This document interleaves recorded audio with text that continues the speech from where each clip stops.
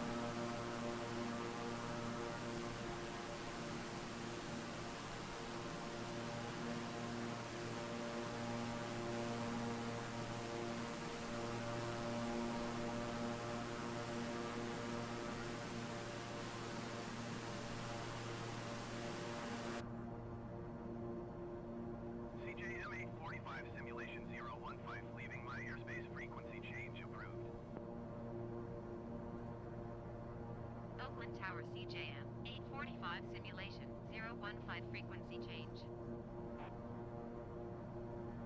NorCal approach CJM 845 simulation 015 is type Beechcraft King Air 3 miles southeast of Oakland 2,600 feet. Request flight following. CJM 845 simulation 015 Norcal approach. Squawk 0776. Squawk 0776 CJM 845 simulation 015. CJM 845 simulation 015 radar contact 2 miles west of Hayward 3,000 feet. Altimeter 29.83. Roger CJM 845 simulation 015. NorCal approach CJM 845 simulation 015. Request clearance to transition Bravo airspace. CJM 845 simulation 015 Norcal approach. Cleared through the Bravo airspace. Cleared through Bravo airspace CJM 845 simulation 015.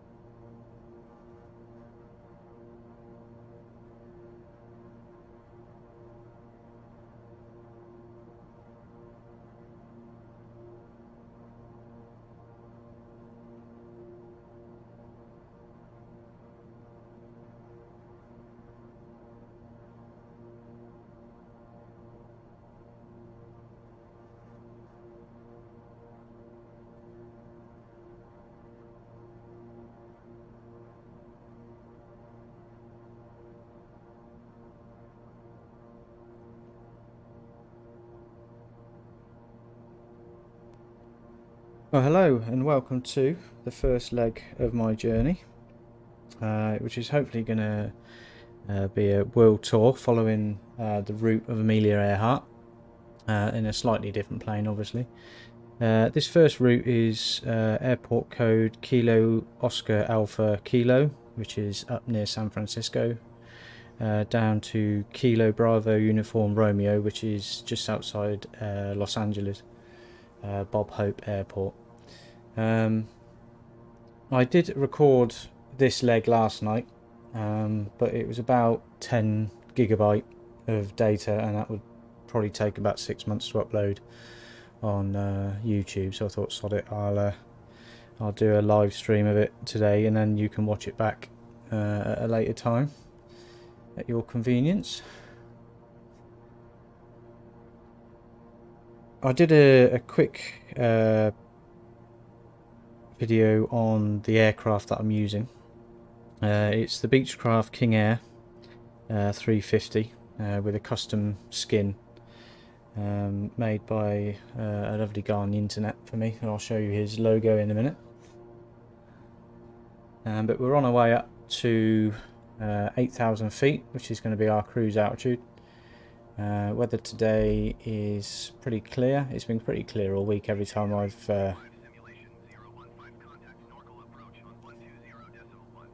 time I've gone to do this some flight testing this week, the weather's been absolutely perfect for flying in this area. So they're obviously having quite a good spell.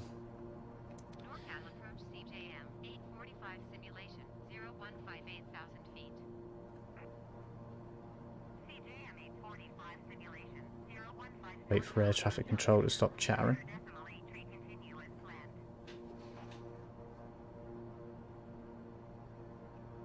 So we're going to be cruising at about 8,000, and then we're going to be sat right on the bottom of that yellow band at about 200 knots, which should take us just over an hour to get to Bob Hope. As I say, the first couple of legs are quite short in this trip, but later on they do get a lot further, obviously, because we're going to be crossing a lot of open water. Luckily these first legs are across land, so if I encounter any issues, I've got a lot of options to kind of land if I need to. The plane itself is very different to the Caravan that I'm used to flying. Obviously it's got twin engine. In fact, what I'll do, I've got one engine here and one engine here, which is advantageous. I say the differences between this and the Caravan that I usually fly is obviously the power and the weight, which is obvious because of the two engines.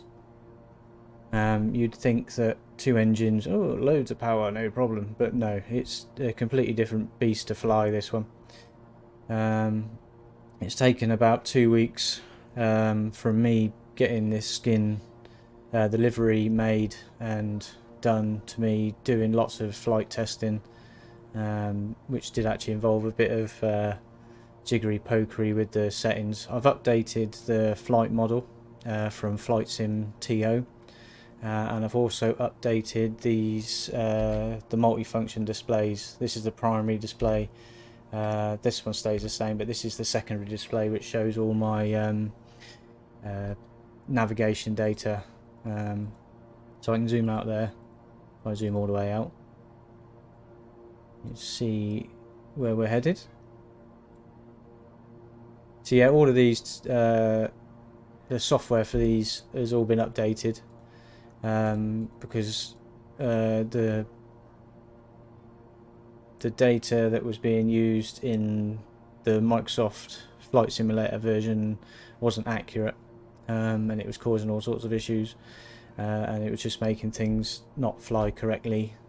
So people in the community have done an update to kind of fix some of the errors that Microsoft either haven't got the time or inclination to try and fix. But that's what usually happens with these sort of simulations. They put out a base package, and then the community kind of builds on it and puts out updates left, right and centre, like all these skins. I mean, I'm going to go outside of the plane now. I'm still trying to get the volumes sorted, but this might be a little bit louder, so I'll give you a couple of seconds to kind of lower your volumes, and then we'll nip outside and I'll show you this plane. Also, if the aircraft volume to my voice volume is off, let me know in the comments or message me if you've got my number, and I can try and tweak it. I've got my TV and my main screen running, so I've got 2 screens. The other screen has all the stream information and the volumes and stuff on there, so I can quickly alter it. It's not a problem. So we're going to nip outside. So this is the Beechcraft King Air 350. It's a standard plane you get with Microsoft Flight Simulator. So if anyone's got the Xbox games console, this will be coming to you pretty soon, the whole game. And you're also getting a rather nice looking flight yoke system, which I am going to be buying as well, because you can use it on the PC. It looks absolutely stunning. So yeah, this is the livery that I had made. It's a close representation of Amelia Earhart's plane, livery wise, colour wise. So you got the red on the leading edges and the chrome that she had. It's the closest plane in the sim that kind of approximates the size, and with the 2 propellers and stuff at the moment. They're probably going to be adding a newer plane at some point, but at the moment this is the most accurate plane to what she flew. It's a little bit smaller, the range is a little bit more, but I'm offsetting that with fuel that I'm going to be carrying. Wait for ATC to shut up again.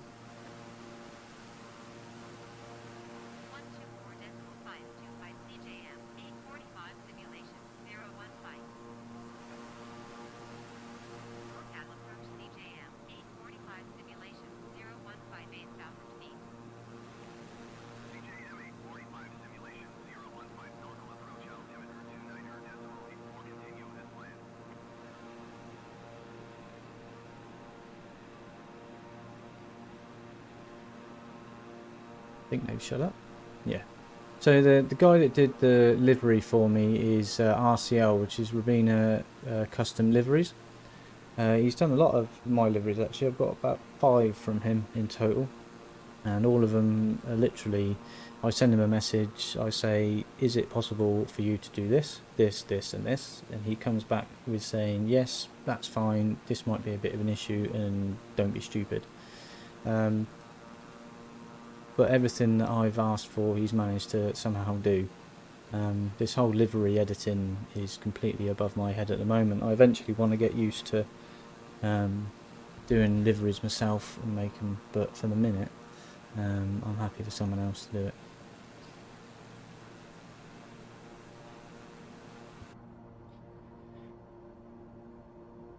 So we're bouncing around at about 8,000 feet nearly. Yeah. And 200 knots, which is pretty good. I have got the checklist for this plane, but I don't have the time to kind of go through it at the minute. I am learning it slowly. It's only a page as opposed to the other one, which is about, was it 5-6 pages full? Yeah. So I'm slowly learning the actual proper way of doing things, but that's going to take a while.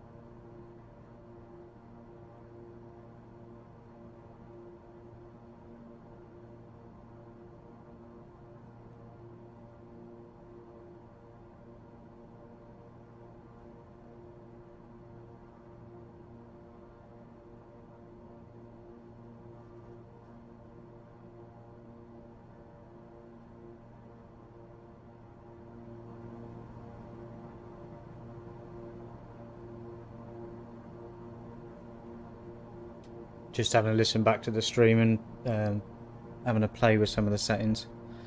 I think I could probably increase the actual flight simulator volume and keep my voice the same, I think. But yeah, it's a learning curve. I am enjoying it so far, trying to figure out all this streaming malarkey. At the minute, well, I started off using the default NVIDIA streaming software, but soon got annoyed with that because it kept giving me audio issues. So I've subsequently streaming on Streamlabs now, which is a free streaming software package you can get. If you go to streamlabs.co.com, was it .com? I think it's .com. Streamlabs.com. You'll be able to find it and download it. I'm running.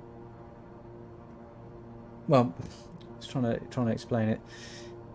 With the original package I was using for streaming, I was obviously getting the audio issue, but because it was NVIDIA and it was using more of my NVIDIA memory from off my 2080 card than it probably should have done, whereas this third-party program is separate.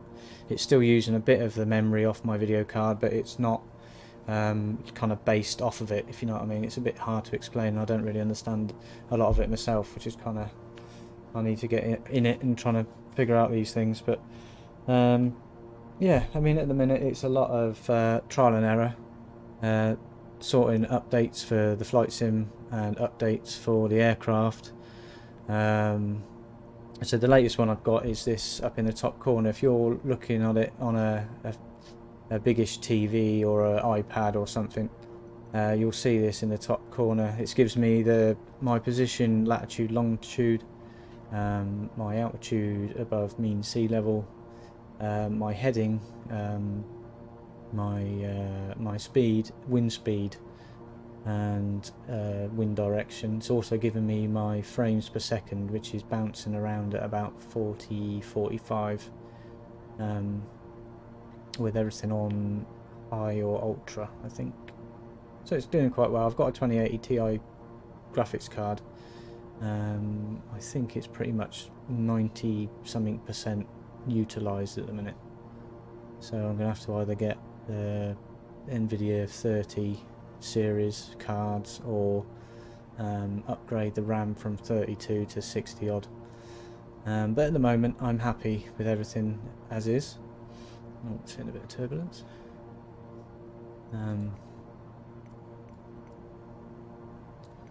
But this is another example of some of the mods that people are doing. It's just kind of these little things that help you out. So what we do quickly is, well, we're up at cruise altitude now, which is about 8,000 to 9,000 feet and 200 knots, which is a good speed. So I'm just going to go around the plane and we'll have a look around. So this is the primary display. On here I've got my compass rose, which tells me my GPS heading. If I load in a GPS program to take me from one place to another, like on a car, it will show up here. It also gives me a compass to show me direction. Obviously I'm doing 124 degrees, that's my course. The next waypoint is 208 nautical miles away, as the crow flies, which is pretty much as we're flying.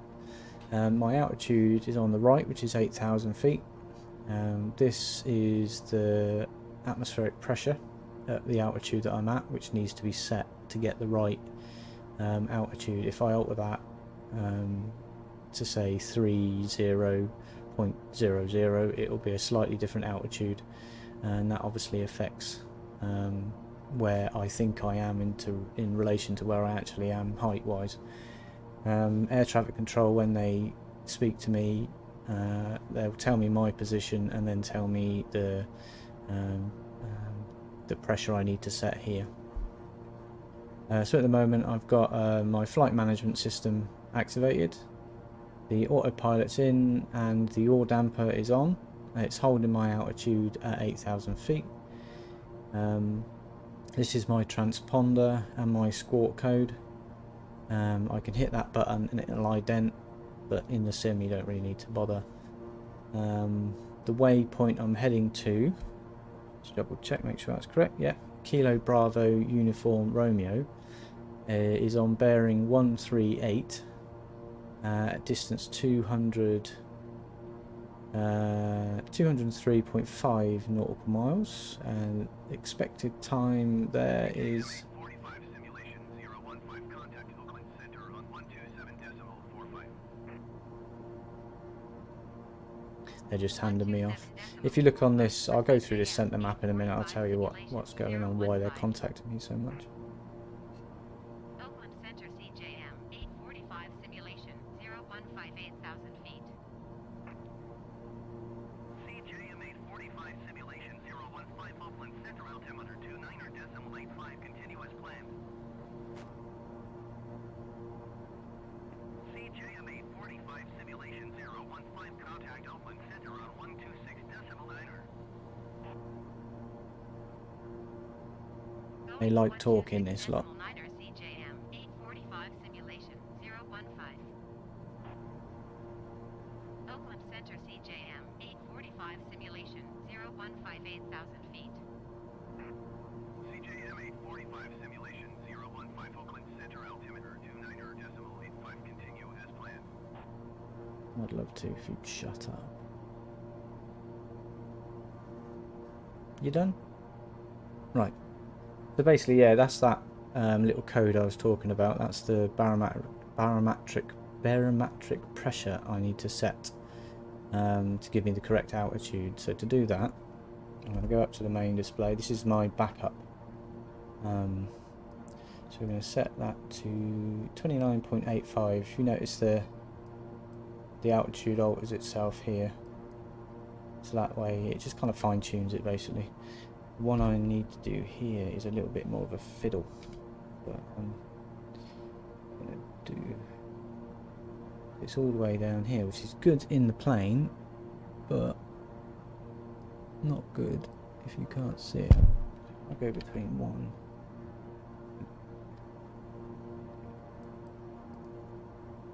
There we go, cool, right, that's set. Anyway, so I think that is pretty much everything on that display, apart from, oh, this is my trim, which is the up and down trim. If I was flying off of autopilot, I'd have to be setting that as I was going, just to kind of trim the aircraft to keep it nice, straight and level.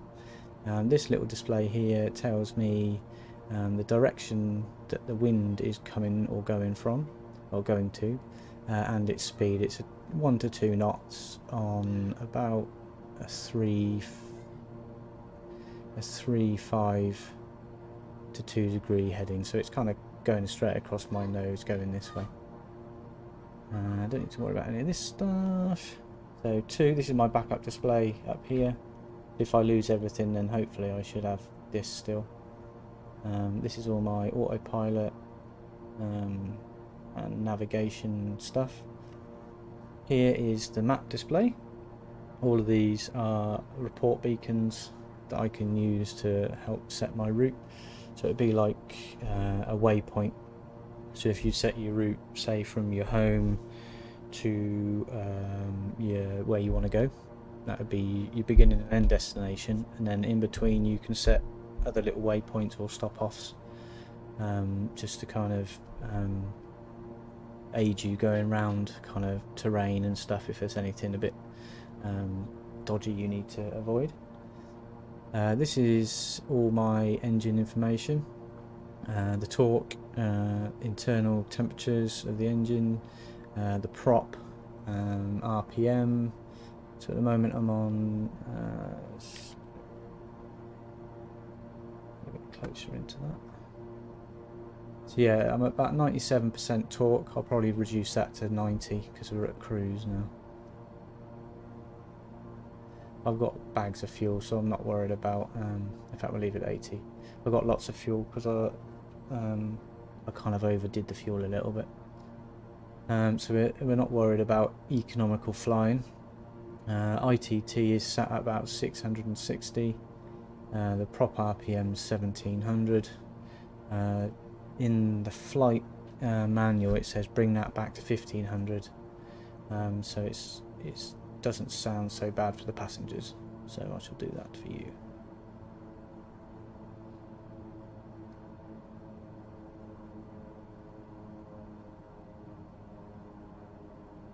Bringing this back, I'll lose a little bit of speed, but I'd say I'm not too fussed.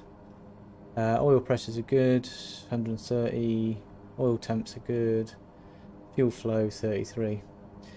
So all of that is within the tolerance, I assume, because it's not going red. As to see, I don't know this plane very well. I'm kind of learning as I'm flying this one. The other one, I'm a little bit more, the Caravan, I'm a little bit more used to it. But yeah. So this is all my the pilot's switches and doodahs. This is all my lights here. Landing light, taxi light, ice light for the wing, beacon strobes and the tail flood. This is all the ice protection. So we've got automatic, manual, windscreen, ice, de-ice, brake de-ice, store warning, pitot heats, stop my pitot tubes freezing up. It's 23 degrees outside, so I don't really need those on, but it brings up an error when I'm not using them and it bugs me, so I put them on. Engine anti-ice, these are all the generators and the startup stuff. What have we got? This is the throttle quadrant. Obviously my flaps. Did you guess what that was? Which should be all the way up, which they are. This is the prop. As you see, I can control that. It's both engines at the moment because I've only got a throttle with one kind of throttle bar on it, so I can only control both engines at a time. When I get this new Xbox flight yoke, it'll have four of these things across the top, and these, so I can control everything independently, which will be absolutely awesome. This is my rudder trim. So the one, this one here does the up and down, so nose up, nose down. This one here does left and right, which is yaw, and then this one here does the roll left and roll right. So these two you generally tend to leave alone while in flight, unless you're encountering quite a strong headwind. This one you may need for takeoff because, especially in the Caravan, there's because of the rotation direction of the engine, it pushes the nose off. I think it's to the left Caravan, I'm pretty sure. So you put a little bit of right rudder in, and you can set that. It saves me having to hold my feet on the rudders. On these things. These things here are the rudder pedals. Next. This is the computer. If I wanted to put stuff into kind of this screen, like next destination and stuff like that, I could do it through here and then it'd come up on this one. But at the moment there's only this, and there's one of the switches. Yeah, both of these switches work, but I think the rest of it is all just kind of for show at the minute. Eventually they will hopefully add a mod that you can use all of this, but I can do most of it through the rest of the sim anyway, so it's not a problem. Starting to hit a bit of turbulence now.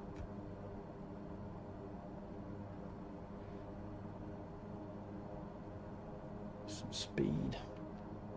So this is all my fuel display. You can't see that one yet because the sun's shining on it. A bit of a shame. But this is the main tank feed, and then if I pull it down it goes to the auxiliary tanks, which are empty at the minute. And then that's just a test to make sure it's the gauge is reading properly.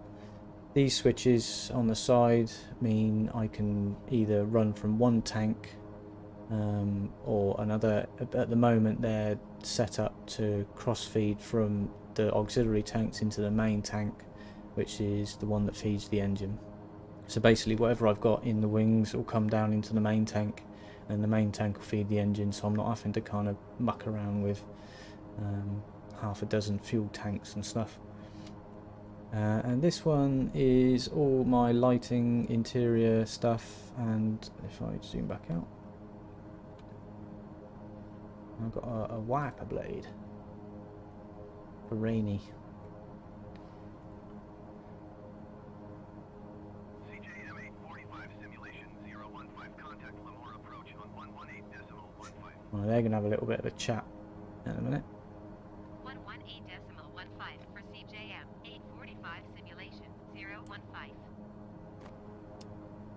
Lemoore approach CJM 845 simulation 015 8,000 feet. CJM 845 simulation 015 Lemoore approach altimeter 29.79 continue as planned.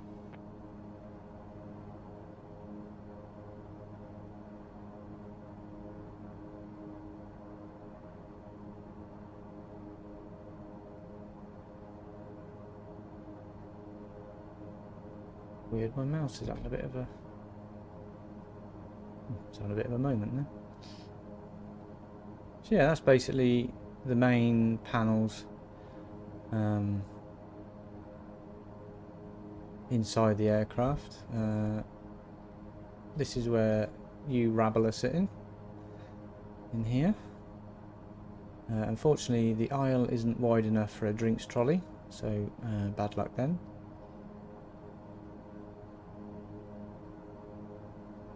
So it's quite a nice day for flying. Got some quite high level clouds. I'd say probably 16,000 feet, which we won't have to worry about at all. They're way up there.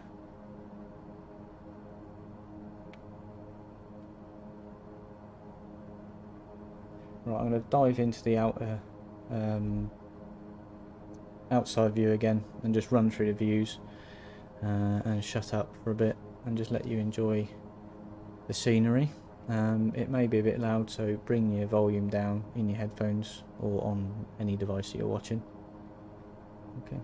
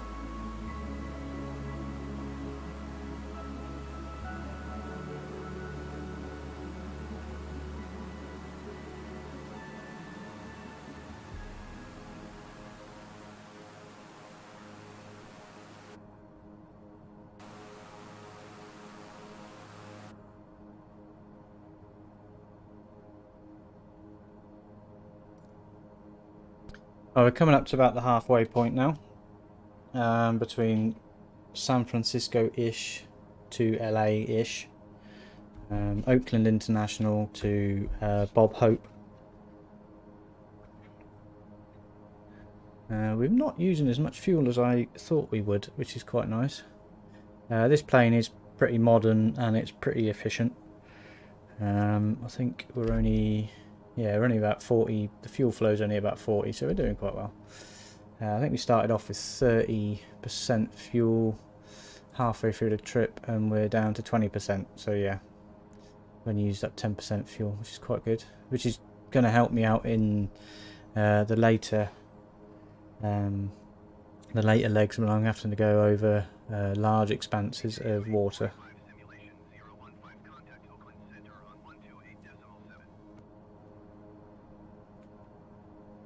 That's right, I was going to explain that, wasn't I?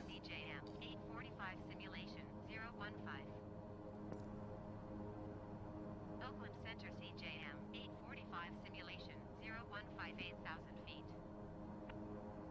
CJM 845 simulation 015 Oakland Center altimeter 29.78 continue as planned.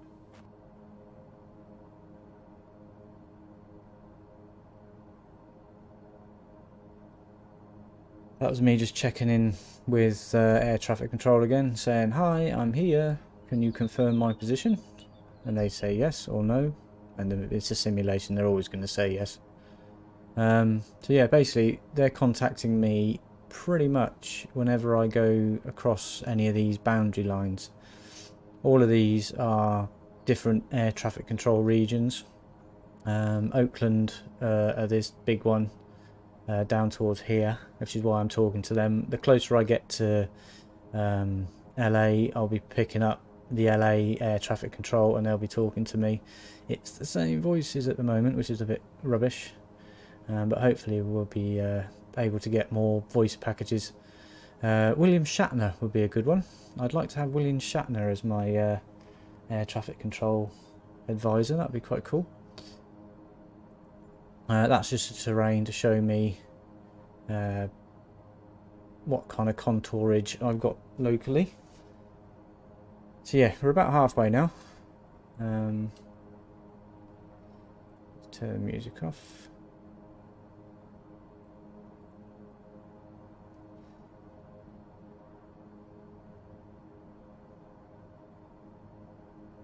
Close that down. So yeah, the plane on autopilot pretty much flies itself. I do have to kind of, if I'm flying on the prescribed low altitude or high altitude airways, I do have to alter the altitude regularly when air traffic control tell me to. But for this, I don't. I'm just going to direct GPS as the crow flies. The last night I did a recorded one of this, which I followed the low altitude airlines, which is about 9,000 feet, and it started lagging out because there's so much data it's having to crunch.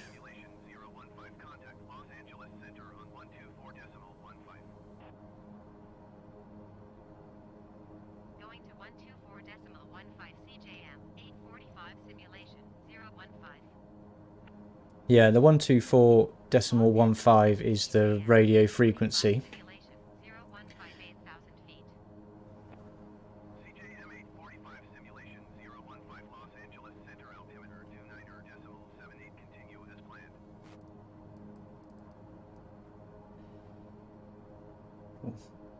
So they've just given me my new pressure reading, which I'm just going to put in.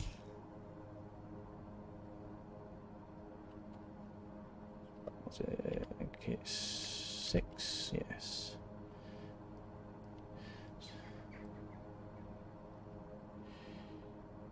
Two 978.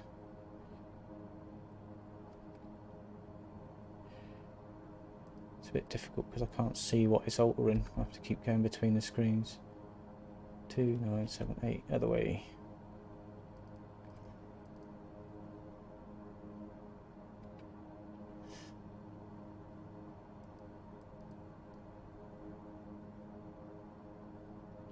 Getting that. There we go. I'm going to have to work out a better way of doing that because this altitude here is what my autopilot runs off. So if I'm flapping around trying to set it, my plane is going nose up, nose down all over the place. So I need to find out a better way of doing that in this plane. In the other plane it wasn't an issue because it was all here, but this one's a little bit different. Here we go. Here comes LAATC. 127.1 for CJM, 845 simulation, 015. Los Angeles Center CJM, 845 simulation, 015 8,000 feet. CJM 845 simulation, 015 Los Angeles Center altimeter, 29.78 continue as planned.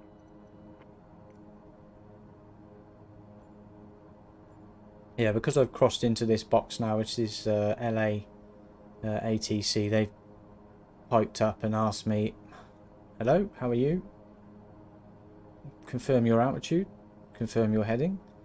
Normally they'd be asking me kind of my intentions and my flight plan numbers and stuff like that, but as it's a simulation, I've not bothered with any of that. As for fuel, as I said, we were doing quite well on fuel. The first couple of legs are going to be a lot of experimentation with weights, and because at the minute I've got 2 passengers, pilot, co-pilot, average about 150 pounds each. Everything else is empty at the minute. What I will do is, when Amelia did this for her longer legs, she had I think it was 1,000 to 1,200 gallons of extra fuel on board, just so she could pump it into her main tank from kind of the back of the plane in the cargo area. So what I'll be doing is I'll be simulating that as well, just to kind of make it a little bit more authentic. Plus the range of this plane is, if I went from I'm on 19% now, if I 100% it, the longest leg is about another 25% to 30% on top of my 100%, so I wouldn't make the last bit, or I think it's 2 of the legs they're going to be like that, so I will have onboard fuel for those 2.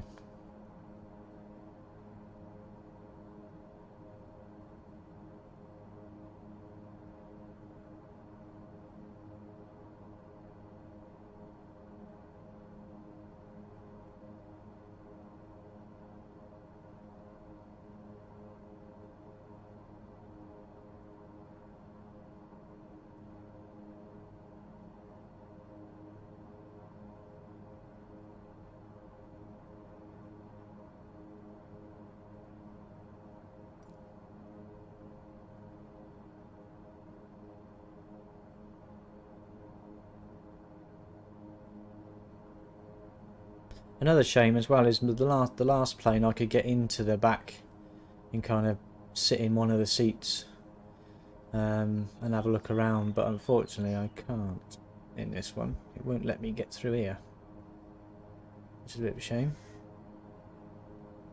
But I can move seats.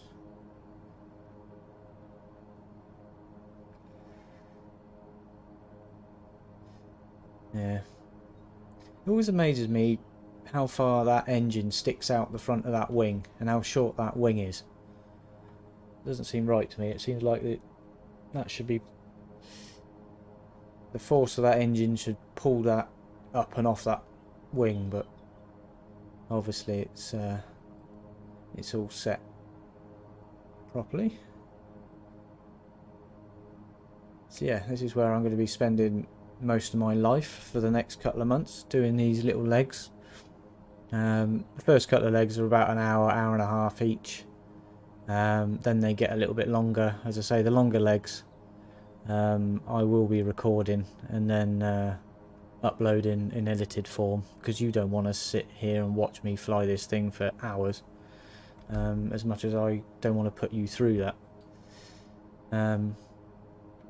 But yeah, that way I can edit it a little bit better but it will be uploaded in chunks, so it'll be like leg 1 part 1, leg 1 part 2, for example. But this one, obviously, because it's a short one, I'm going to do it live. So yeah, finish work, power up the PC, away we go. So feel free to leave comments. I should be able to see them on the stream. So I've got it all set up on my TV. If you write a comment. Ah, Jojo! As I mentioned, looking at comments, my cousin has popped up. How you doing, my love? I hope you're well.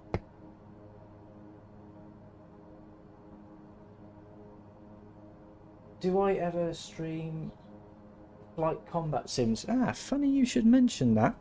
I'm in the process of getting a second hard drive.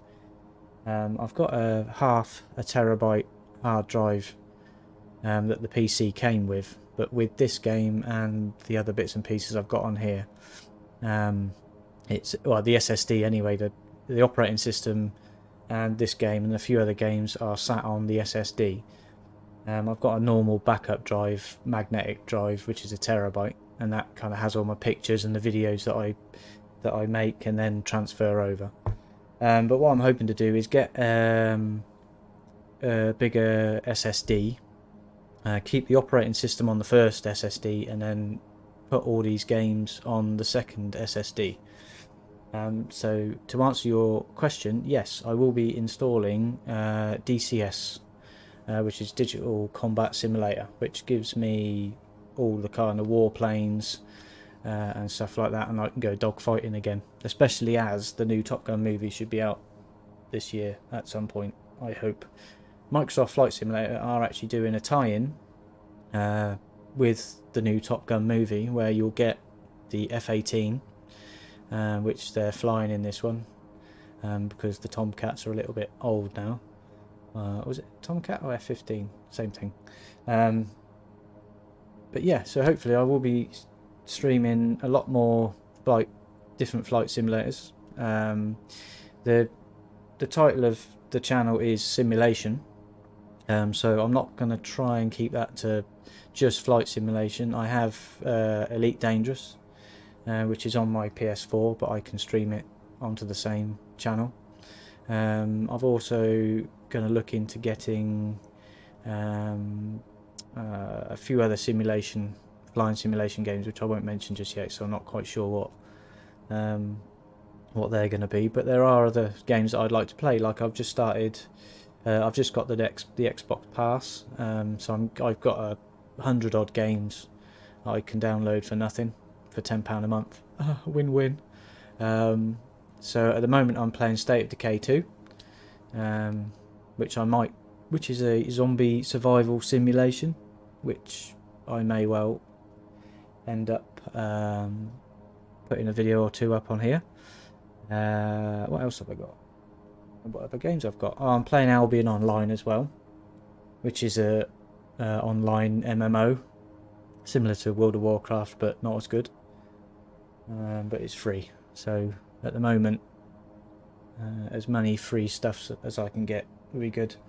But if anyone's got any recommendations for games, let me know, and if I can pick them up free, I'm more than happy to give them a go on here. As I say, anything simulation, come from Modern Warfare all the way up. At the moment I'm doing flight simulation because that's what I want to do at the minute, and I'm happy to do that. I'm happy to carry on doing that. But if anyone's got any ideas, let me know. I haven't played FPSs on the PC because I usually end up having to use keyboard and mouse, and with my arthritis it's a little bit kind of jiggery pokery. So what I'll probably do is anything kind of FPS or stuff like that we can play on the PS4 and do a few live streams or a few recorded ones, and I can edit them and upload them. But yeah, I see you on my Steam friends list every now and again, Jojo.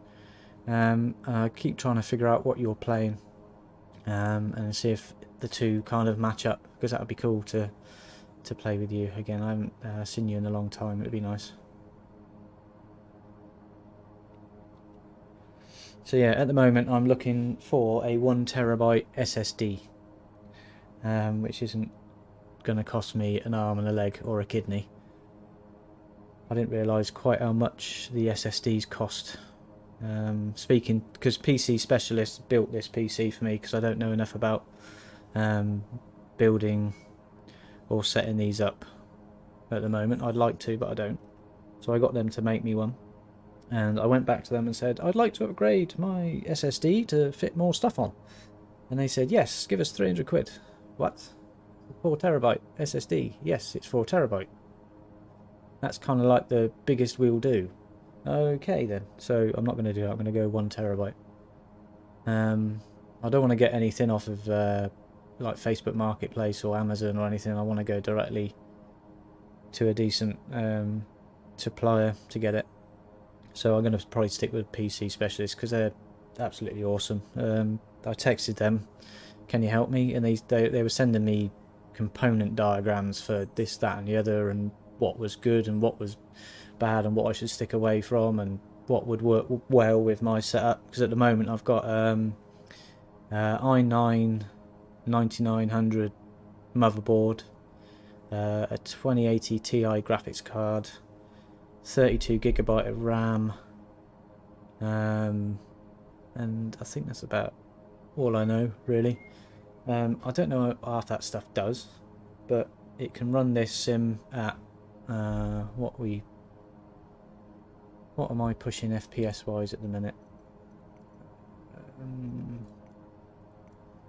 So I'm sitting at about 50 FPS, and I've got most stuff on high or ultra.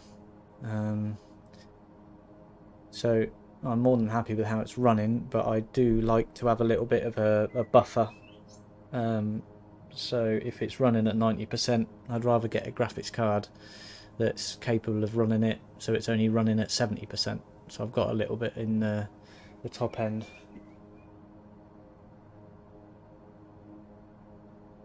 Ah, World of Warplanes. Okay, yeah, that's another free one. I assume that's on PC. I played a little bit of War Thunder. Is that a similar kind of thing?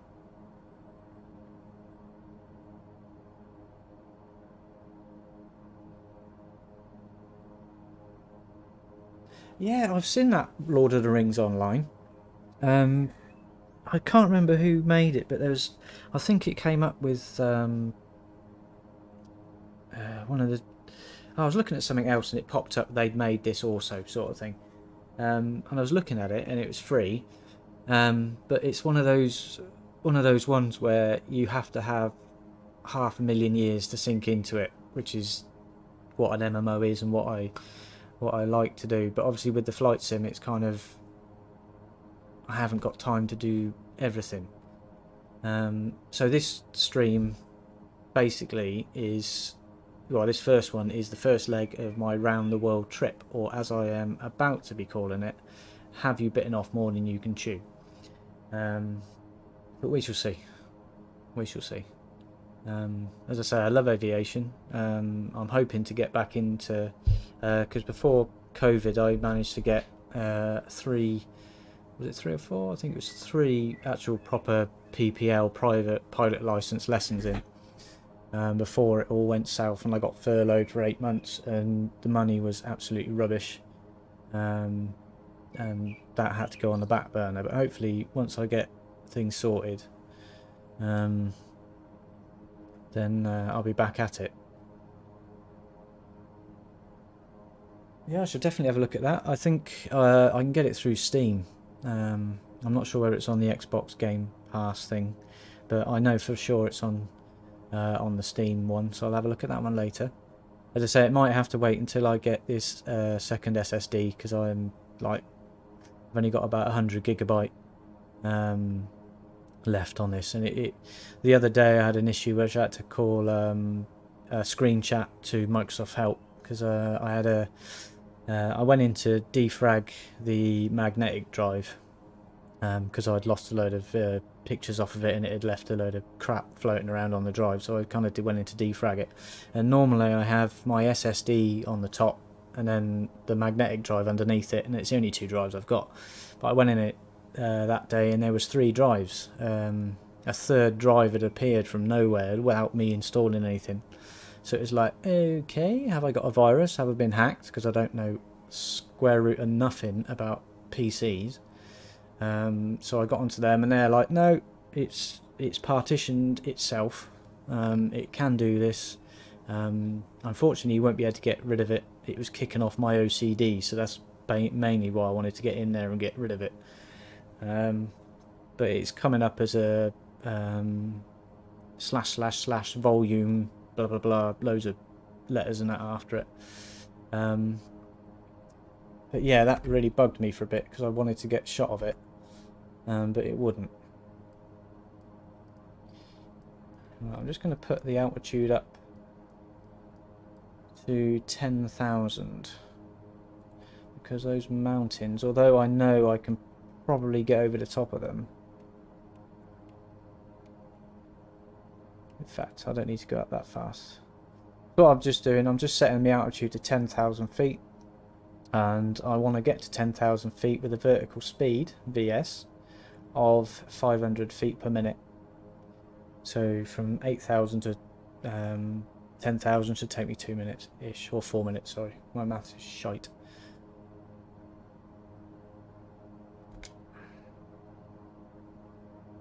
So yeah, I know I've got room altitude-wise to clear those, but I'd rather have a little bit of a safety gap because I'm going to start hitting turbulence coming off of these mountains in a minute.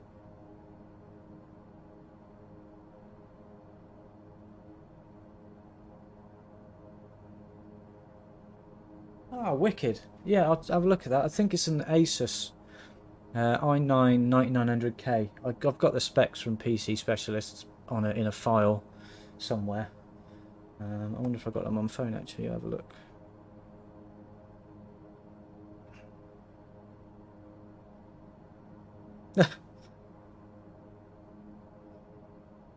Alright, my mum just... I text my mum to tell him I'm going live, and she said, oh, you're off on your round the world trip, I hope you pack enough toilet rolls. So yeah. Yeah, is that the same company that do World of Warships, World of Warplanes and etc. and tanks? So I played a lot of World of Tanks on the PS4, I think it was. Or was that a different game? I think it was... Yeah, I think it was on PS4. Yeah, and I really enjoyed that. That was good fun. But if it's the same people, I think it's a Russian lot, I seem to remember.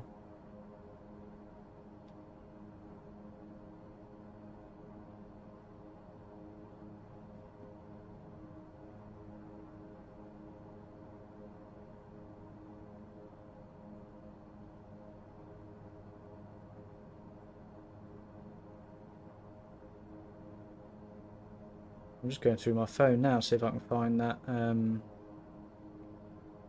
Might be in file. Nope.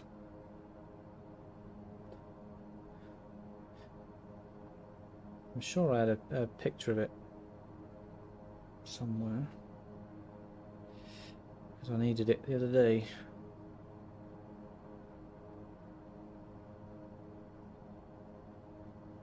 Yeah, as I say, I don't know much about PCs. I'm kind of a, oh, there's the on button and away we go kind of person, rather than a delving into the depths of it. Although I was having trouble last night when I was streaming, it was lagging for some reason. I thought it was my internet, but I've just had new internet put in, so it shouldn't have been that. But I went through kind of the back end file tree for this last night and was altering priorities of like the flight simulator.exe file, altering the priority of that. What else did I change? Oh, I was going through all sorts. It was scary as hell, going through the root directory of Christ knows what, which is...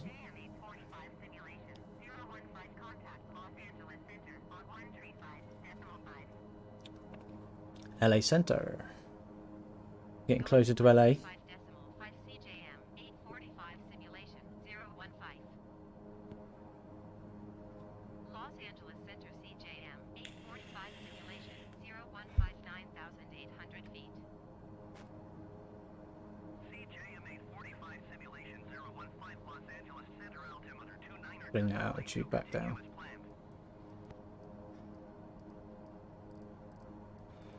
I think we'll come down to about 8,000 again. So hit vertical speed and nose down 500 feet. Because I know I'm going to clear the tops of those, no problem. I need to start a descent now anyway. If I look at the map, we are pretty close. If I put the isoline map on, yeah, we're literally a few mountain ranges away before I need to start dropping down and lining up for the runway. I don't know whether this is going to be a straight in or I'm going to have to turn. Oh, it doesn't show me on there. Okay, that's annoying. But yeah, we're in the last legs of this now for the first trip, and I've worked out the route, so I know how many legs I've got to do. So that's 1, 2, 3, 1, 2, 3, 4, 5, 6, 7, 8, 9, 10. Right, hang on, just got to take my shoes off. 11, 12, 13, 14, 15, 16, 17, 18, 19, 20, 21, 22, 23, 24, 25, 26. So it's 26 different airports that I'll be landing at and taking off from. They're all beyond like 8 to 9,000 feet altitude, unless I have to navigate over some big mountains, which we'll do. This plane is a maximum 35,000 feet, so I've got a bit of a buffer zone. And I'm just looking through my fuel calculations. Yeah, so 500 pounds extra fuel gives me 250 nautical mile extra range. So I'm going to have to work that out on the larger legs. How much fuel I'm going to need, plus an emergency reserve.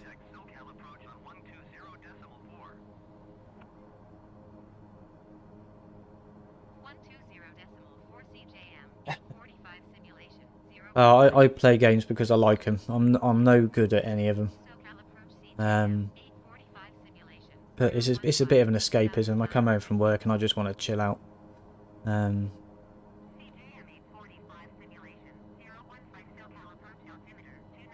If Zana isn't here, then I'm kind of twiddling my thumbs, so I have a shower, get changed, and then it's on the PC for a bit until she gets home, and then yeah.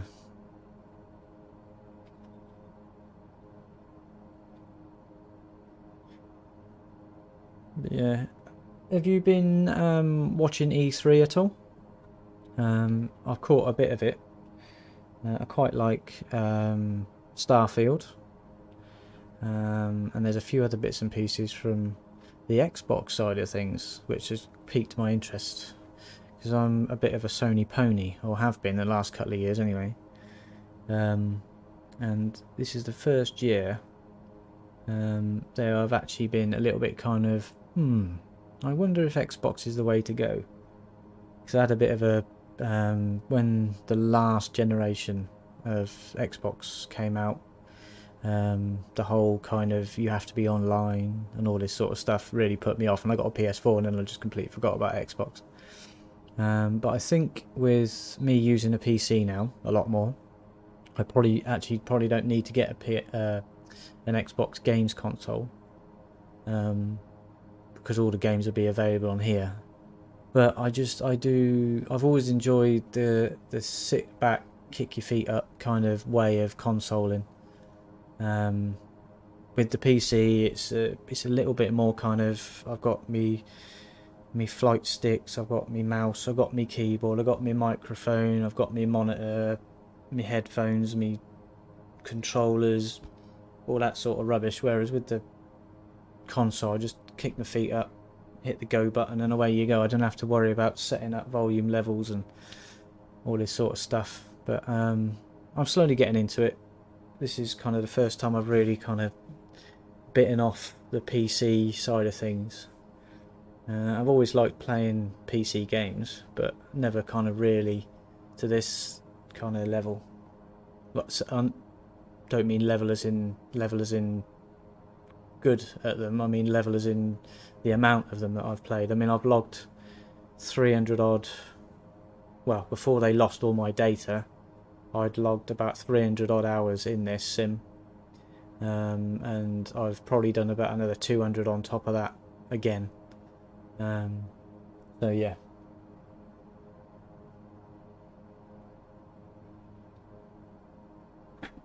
Just sitting there watching these wipers, I just feel like I want to put them on even though it's not raining.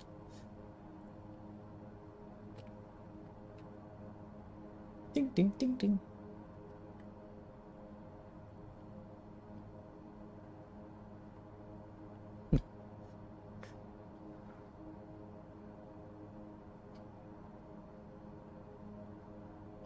So, let's have a quick look at their map. See if I can get a rough idea where this airport is. I flew into it last night, and I seem to remember being just about here somewhere. So I fly over this ridge here, and I'm pretty sure it's around there. Pretty much. Yeah, I think it is. Yeah, you'll see. But I can start a descent now, because obviously there's nothing in front of me. I'm not adhering to any kind of air traffic control levels because there's no other planes about.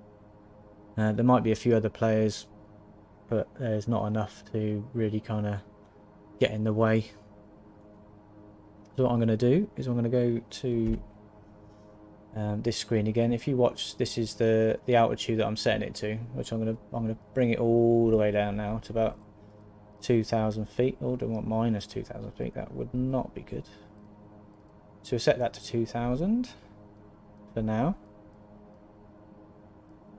And then the vertical speed again, we're just going to set that to a 300.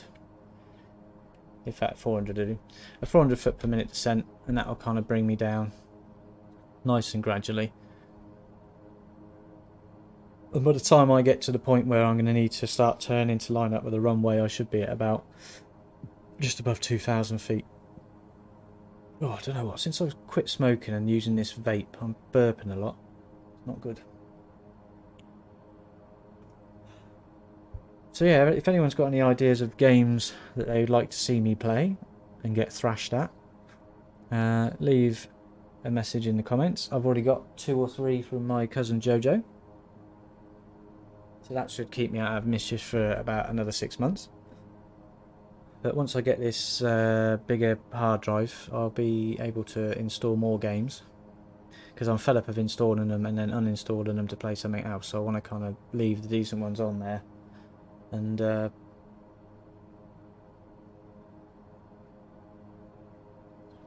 yeah, leave the other ones on there. I do believe my dad has just jumped online. Hi Dad. Jojo's in the chat, by the way. She's popped in to say hello. It's like a family reunion. Awesome.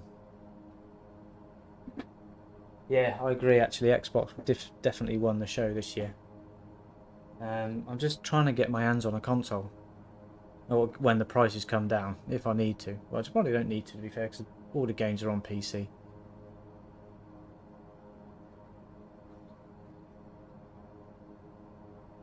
Yeah, I've heard Nintendo didn't have a good reveal of anything. It's just a shame really, because they seem to have dropped from what they used to be. Used to be quite a good developer and bringing out new consoles every other week. I recently got a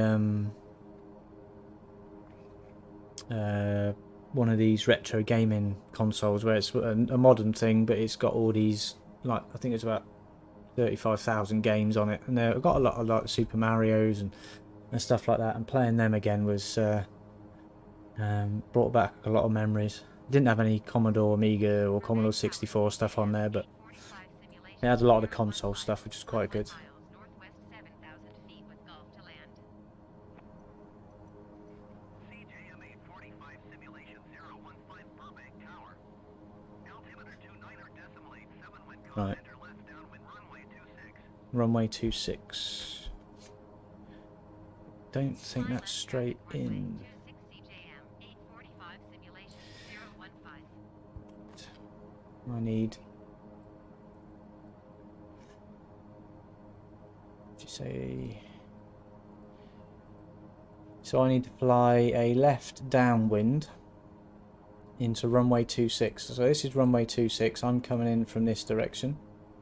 I need to come across the front of the runway and then go down this way and then do this. I think I'm going to do that anyway because it's I can't go straight in. I'm not going to go in on that. I don't know what. Yeah, that's not the active runway. Runway 15 is the longest one, but they want me to come in on 26, so fair enough. Try not to annoy them on my first day.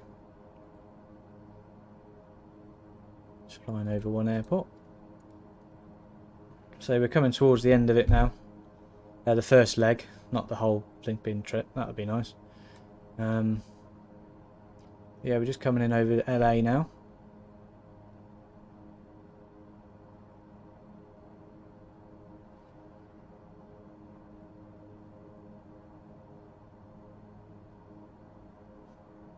Right, what I'm going to do, I seem to remember the airport being over here somewhere.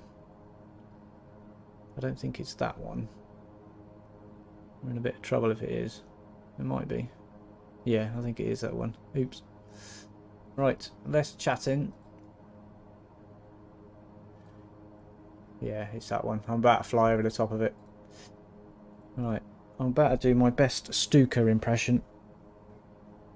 So, autopilot off.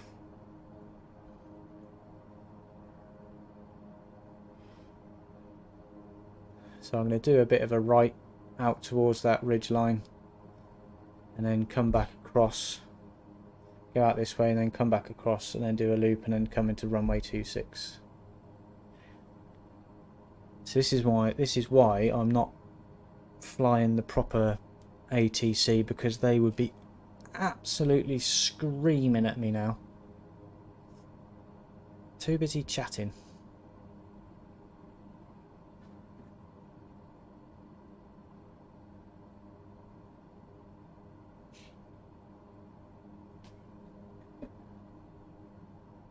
CJM 845 simulation 015 wind 207 at 5. Cleared to land runway 26. So they're telling me the wind direction and speed. Cleared to land runway 26 CJM 845 simulation. Just going to go external, so just lower your volume a little bit.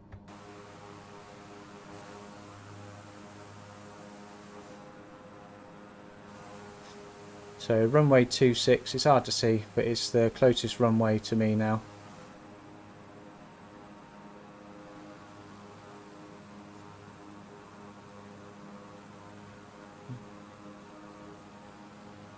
So this is Bob Hope Airport, or Airfield, or International Airfield, or whichever.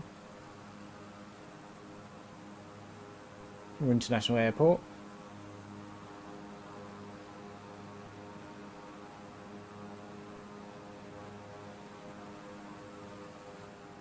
Right, so slow her down.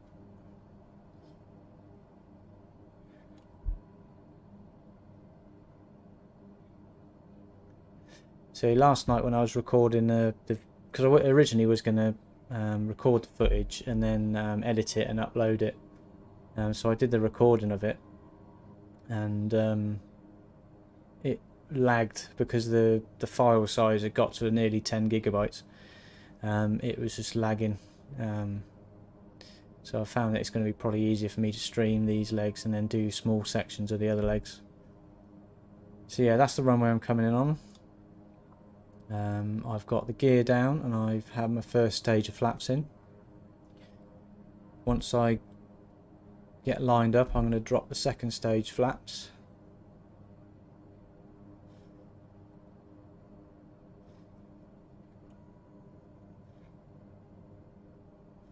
Still a little bit high.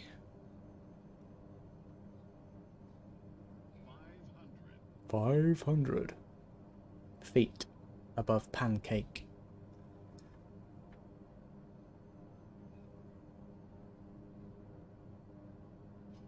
I'm going to be using the whole length of the runway.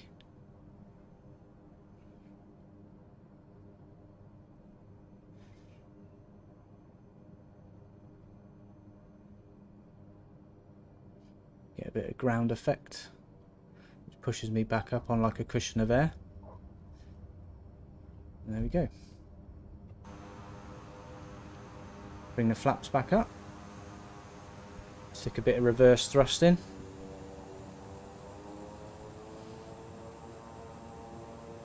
Try and keep it on that centre line.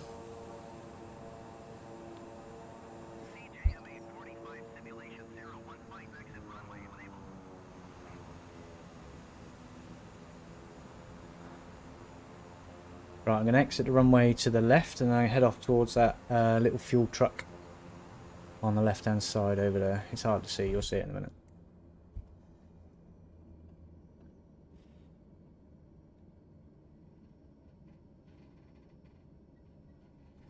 Yeah, I've set it up so you can scroll through the video and kind of go back to the beginning and watch it from the beginning and watch it over and over again, as I know you're gonna. 123.9er CJM 845 simulation. He's clear of the runway.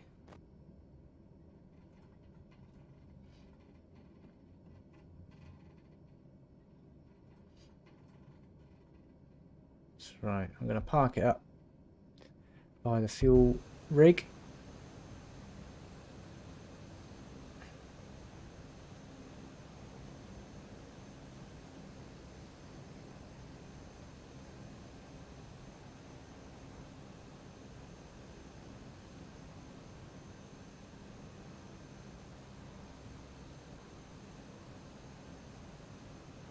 There we go. Park brake on. I'm not going to fuel up now. This is going to be a shutdown, and that'll be the end of the stream for today, because I have lots of washing up to do. So I'll crack on with that. Just going to go internal view and shut everything down. So it's fine. Don't need to do anything there. Shut the lights off. So the strobe lights are off, the beacon lights are off, recognition lights are off, navigation lights are off. Engines are starting, the ignition is off. The ignition and engine off. Cutting the fuel to both engines. There. So that's the throttle at idle. That's reverse thrust. The prop I'll bring all the way back. The fuel, which is this one, is all the way off. It's screaming at me because I'm doing things I probably shouldn't be doing. Fuel pressure is low. Oil pressure is low. Park brake is on. The pitot heat is on. So I'll turn that off. Cancel that. Turn the avionics off. And there we go. So that was the first leg of my "Have You Bitten Off More Than You Can Chew, Silly Boy" world trip. Thanks for people that came in. Thanks for Jojo, who came in and made some comments. And thanks for Dad for jumping on. And hopefully Mum will watch later if she's not watched already. So that's at least 3 views that I get. So yeah, so the next leg is about the same sort of distance. So I'll probably do another live stream. It'll probably be on the weekend. So the ETA time that it gave me was an hour. I think it was an hour and 10 minutes, so about 10 minutes overdue. So we were 1 hour 22.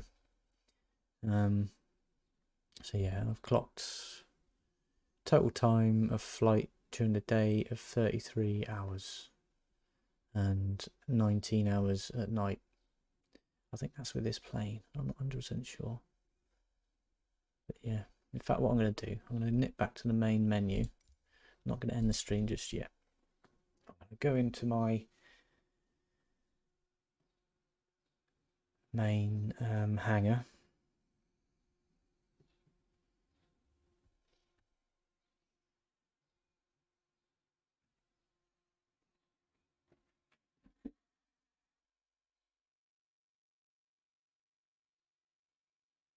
Yeah, I'd heard. Yeah, Joe, I'd heard about the Switch Pro, but I don't know why they didn't mention anything about it, which isn't good. You just thought they kind of this year, especially, they'd be like pushing to kind of give people something to look forward to, but unfortunately they haven't.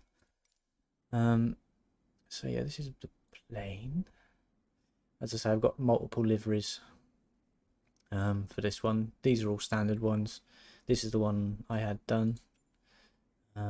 Change aircraft. So these are all the aircraft I have. If I go back to here, scroll through them. These are some of the big boys. These two, 747 and the A320. That's like a little aerobatics plane. Don't do aerobatics in that one. That's quite a popular civilian plane. Quite fast actually. This one is pretty much just what you'd think of if you were thinking Colombian drug lord night flight into Colombia with half a kilo of cocaine in the back. That's one of them planes. That's a really nice I don't know what you class it as. It's not aerobatic. I'd say just a normal general aviation, that one. That one's a float plane. That one's absolutely beautiful to fly. This one, the little cub crafter that gets in everywhere. That's the float version of it, so I can land on water. The TBM 930, which is a big turbo prop, very quick. These are some of the. That's a smaller plane. That's another twin engine. I did think about doing this flight with that, but I like to look at it. The one I'm flying now more than this one. So that's an aerobatic plane. That's similar to the plane that I was learning to fly in. It's not the actual one, but it's similar. That's this is the free community one that they're doing to try and make it as accurate as possible. I can't even turn the damn thing on. That's how accurate it is. There's about a 4-page checklist just for starting up the engines. That's a waterborne one. You can land on water with that. These are some other small planes. 2 Spitfires. One is a clipped wing. One is a normal. Beechcraft Bonanza. This is the one I'm flying now. The Cessnas. These are the two that I've had the most time in. That one is my Caravan, which I've had a few liveries done for, and the one I predominantly fly when I'm doing cargo missions and stuff in Sky Park. That's a newer version of it without the cargo pod on the bottom. Okay, Jojo, yeah, thanks for coming along. And I'll see you again really soon. It's great to chat with you again. We'll have to catch up on Facebook. This one is just a commercial like Learjet kind of thing. This one is Death on Wings. I tried flying that in an earlier stream, didn't end well. And this one is just the earlier version redone of where is it? Similar kind of aircraft to this one. So this is the modern version of that other one. So yeah, if I just go into here, click load, where is the, there we go. I think it's that one. Yes. So basically the leg we just did was from here to here. Sorry, here to here.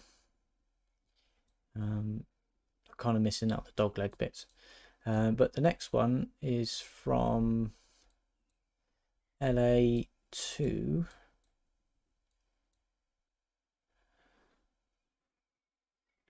Tuscan International. So that's more going into the United States a bit more. There should be some nice mountains we go over here. And then we go across the states. This one's going to be a long one because that goes right the way across. And then another little short one into New Orleans. And then into Tampa. And then down to... What is this?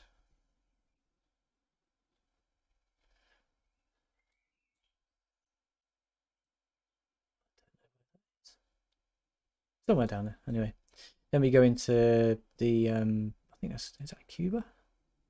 I don't, my geography's crap these days. And this is South America.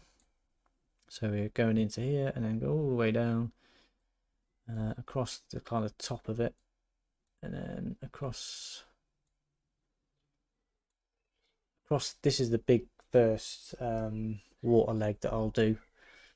And this is where I'm going to need to sort out the fuel and how much I need in reserve, because I'm going to try and keep it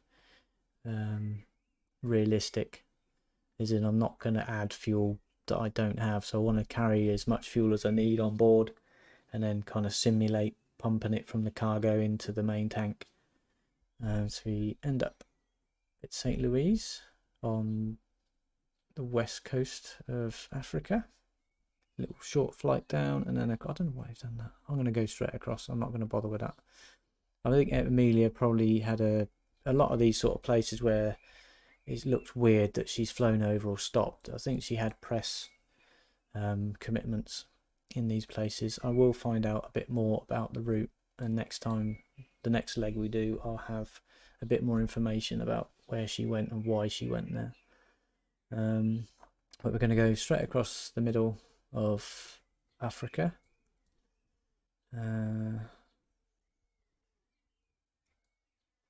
You've got the pyramids of Giza up here, Cairo. Bit too much of a detour. But what we might do is when I'm at this point, I might go up and do a quick lap of there and have it as a separate flight and then come back. And then we're going to nip across here. Let's move the date, move the time a little bit. There we go. Yeah, and I'll just turn the clouds off for now. There we go. So yeah, and then we go across here, and then down, and then across to North Australia into Darwin, then off up this way, and then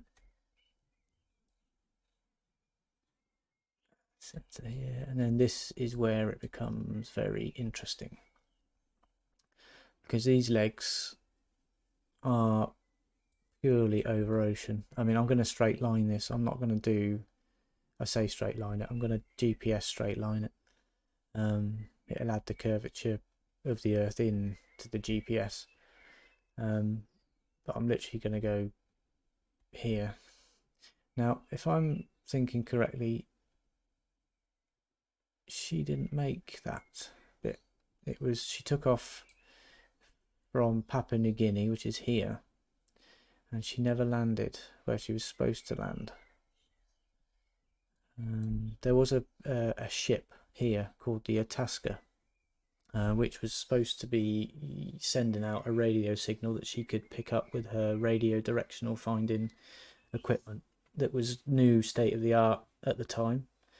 But she, on the previous legs of her trip, so kind of back up here, these parts of the trip, she'd had issues with it, the directional finding part of it, and it wasn't working correctly, they think, and that's what kind of scuppered it for her, unfortunately. They reckon that she did land on an island that was 300 kilometers away I think it was, she left from Ley. A lot of these places have been renamed, which is I think she left from one of these. But yeah, she never made it to here. So when I get to that point, it will be further than Amelia got in, obviously in a sim, not in real life. Clock how long it is. 24. The whole trip is 24,000, nearly 25,000 nautical miles. My God. So yeah, and then we go into Honolulu, and then back to San Francisco again. Actually land at a different airport, but what I'll do is I'll end up landing at the one I took off from. So yeah, the weather I'm going to leave on live, and the time will be live as well. So the area of the world that I'm in, depending on where it is going to be the local time. So there may be flights that I do at night. I may change that later on, but we'll see. So yeah, thanks to everyone that joined, and in the future, thanks to everyone who's watching this. Leave a like, leave a comment, subscribe would be awesome. There'll be a few of these videos, hopefully. About 300 of them, I think, for this. But yeah, so come join me, come follow me around the world. It's a different way of exploring the world. At the moment, things are starting to get back to normal, but you can do it from the safety of your own home. So yeah, thanks very much for watching, and I'll see you all again soon.